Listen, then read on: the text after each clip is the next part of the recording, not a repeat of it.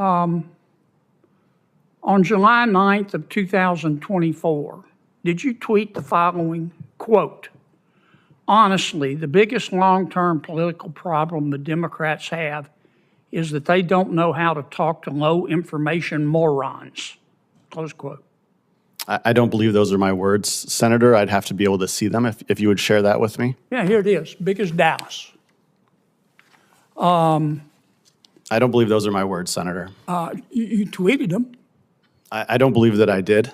Yes, you did. I may have liked someone else's tweet or retweeted someone else's tweet. Do you Those often are not my words. like tweets you don't agree with? Those are not my words, Senator. Yeah, but you tweeted them in approval, didn't you? You Those are can't not- make this cat walk backwards, Professor. Those are On not July my, 16th, those are not my words, Senator. This was a public takedown. Like, subscribe, and share because these are the moments they never want clipped. Our viewers already know when arrogance meets accountability, it usually ends badly. Senator Kennedy stayed calm, brought up the past statements, and shut the whole performance down in seconds. You could feel the room freeze. Stay with me because this got rough fast. And that to Senator Kennedy of Louisiana. Thank you, Mr. Chairman. Dr. Keyes, Professor Keyes, are you clairvoyant? Thanks for the question, Senator. No, I'm not. I'm not either. So when you make predictions, these are my words, not yours. When you make predictions that climate change is going to destroy home ownership and the insurance market and otherwise cause the earth to spin off its axis.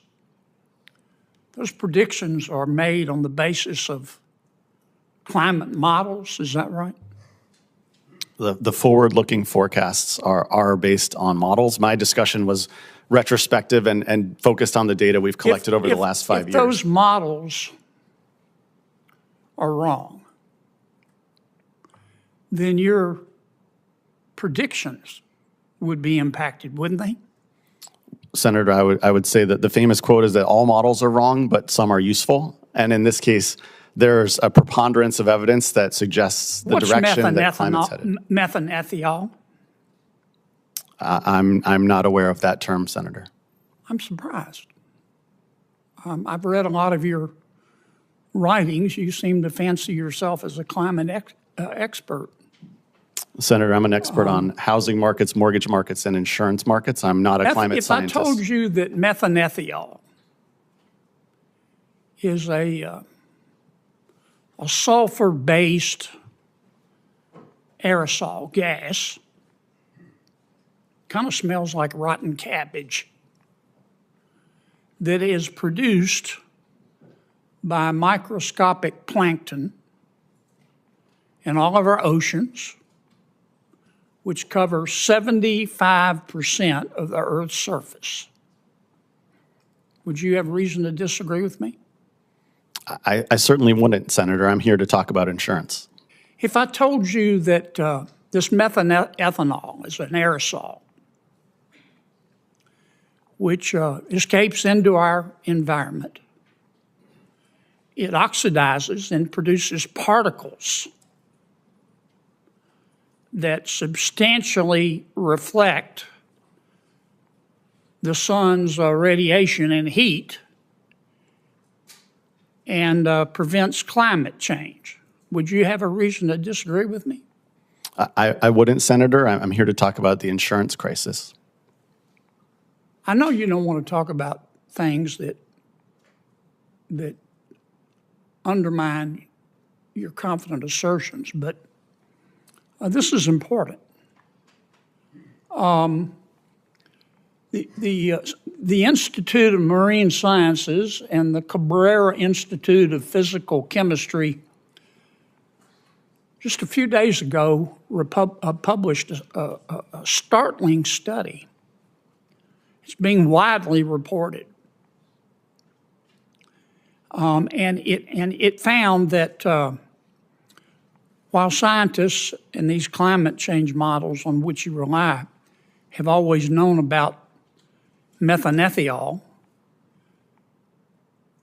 that now science has discovered ways to better measure it, and that it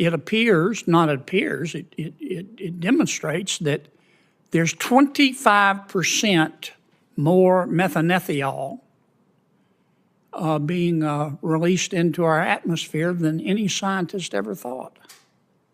And that's going to have a huge impact on cooling the Earth, and we're going to have to recalibrate all of our climate change models. I suggest you read it, Doc. I see this essay that you wrote in the New York Times, appropriate New York Times. Climate change should make you think homeownership. Did you write that? Yes, I did, Senator. It's pretty bold. You own a home? I do, in a flood zone. Have you sold it? Have I sold my home? Yeah. I live in my home, sir. Oh, well, you're telling everybody else to sell theirs. You're a climate extremist, aren't you, Professor? Certainly not, Senator. You are a political extremist, aren't you? Certainly not, Senator. On July 9th of 2024, did you tweet the following, quote, "Honestly, the biggest long-term political problem the Democrats have is that they don't know how to talk to low-information morons," close quote. I don't believe those are my words, Senator. I'd have to be able to see them if you would share that with me. Yeah, here it is, big as Dallas. I don't believe those are my words, Senator. You tweeted them. I don't believe that I did. Yes, you did. I may have liked someone else's tweet or retweeted someone else's tweet. Do you Those often are not my words. like tweets you don't agree with? Those are not my words, Senator. Yeah, but you tweeted them in approval, didn't you? You Those are can't not- make this cat walk backwards, Professor. Those are On not July my, 16th, those are not my words, Senator. 2024, did you tweet the following, quote, "A big part of modern right-wing culture is this frisson of the illicit. The reading of this or that writer or account that are outre in whatever ways, fascists, race IQ obsessives, Holocaust denial adjacent, people with very weird sexual fixations and pathologies they turn into their own philosophy, etc.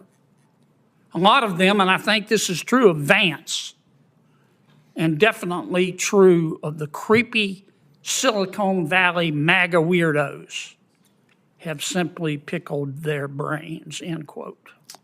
Again, Senator, those are not my words, and I did not Tweeted them, tweet. Professor. I did not tweet that, sir.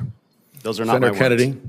I mean, let me make this last point. You've got for more a lot than of 2 nerve. minutes over your time. We You've have got other a lot of senators nerve, waiting. Professor, coming You here always go over your time so that I have to call and it lecturing for us you. about Holocaust denial But being really, from the University of Pennsylvania. You have other Kennedy came in with one mission here: cut through the act and force the truth into the open.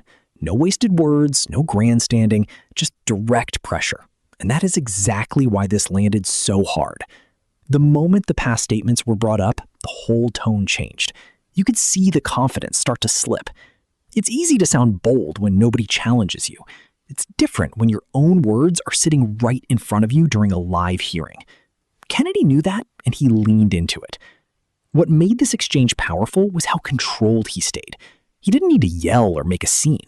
He let the contradiction speak for itself. Disrespect others publicly, then demand grace when questioned. That point hit hard. And viewers notice moments like this because they are tired of the double standards. One set of rules for regular people, another set for politicians. Kennedy stepped in, slowed everything down, and made sure that record was impossible to ignore. By the end of it, this wasn't a performance anymore. It was accountability. And that's why this clip is getting attention.